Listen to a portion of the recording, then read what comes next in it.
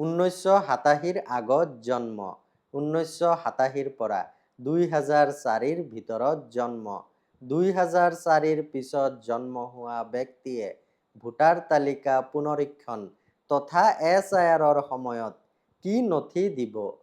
1987 চনৰ পিছত জন্ম হোৱা ব্যক্তিয়ে বাৰ্থ চাৰ্টিফিকেট অৰ্থাৎ জন্মৰ প্ৰমাণপত্ৰ দিয়াটো বাধ্যতামূলক হ'ব নেকি?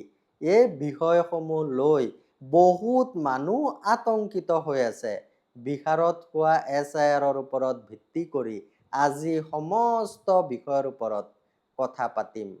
যদি 1 জুলাই 1987 চনৰ আগত জন্ম, তলত উল্লেখ কৰা নিজৰ যিকোনো এখন নথি দিলেই হ'ব, য'ত ডেট অফ বাৰ্থ অৰ্থাৎ জন্মৰ তাৰিখ আৰু বা প্লেচ অফ বাৰ্থ অৰ্থাৎ জন্মস্থান উল্লেখ থাকে। যদি 1 জুলাই 1987 পৰা 2 ডিচেম্বৰ 2004 ভিতৰত জন্ম, তলত উল্লেখ কৰা নিজৰ যিকোনো এখন নথি দিলেই হ'ব, য'ত ডেট অফ বাৰ্থ অৰ্থাৎ জন্মৰ তাৰিখ আৰু বা প্লেচ অফ বাৰ্থ অৰ্থাৎ জন্মস্থান উল্লেখ থাকে।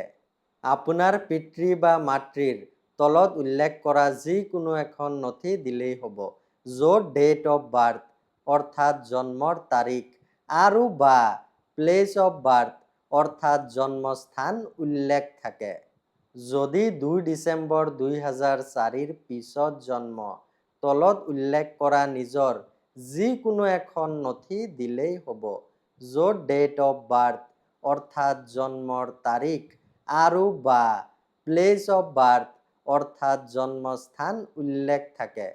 আপোনাৰ পিতৃৰ তলত উল্লেখ কৰা যিকোনো এখন নথি দিলেই হ'ব, য'ত ডেট অফ বাৰ্থ অৰ্থাৎ জন্মৰ তাৰিখ আৰু বা প্লেচ অফ বাৰ্থ অৰ্থাৎ জন্মস্থান উল্লেখ থাকে।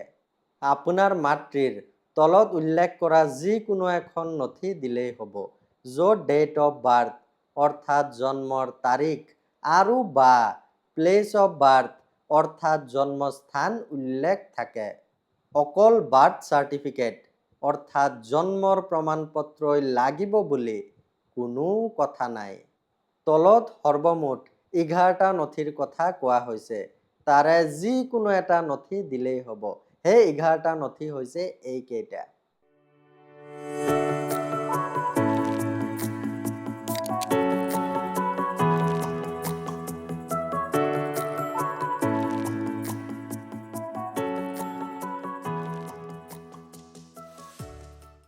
সকলোৰে লগত ভিডিঅ'টো শ্বেয়াৰ কৰক, কাৰণ মানুহ আতংকিত হৈ আছে।